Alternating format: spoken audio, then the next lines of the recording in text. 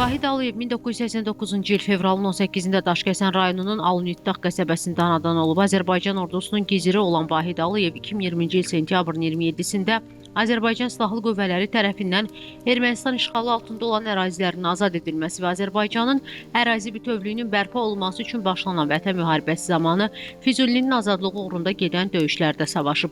Vahid Aliyev oktyabrın 2-də Füzuli döyüşləri zamanı şəhid olub. Azərbaycanın ərazi bütövlüyünün təmin edilməsi uğrunda döyüş əməliyyatlarına qatılan və hərbi hissə qarşısında qoyulmuş tapşırıqların icrası zamanı vəzifə borcunu şərəflə yerinə yetirdiyi üçün Azərbaycan Prezidenti İlham Əliyevin sərəncamlarına əsasən Vahid Aliyev ölümündən sonra Vətən uğrunda Füzulinin azad olunmasına görə cəsur döyüşçü medalları və Azərbaycan bayrağı ordeni ilə təltif edilib.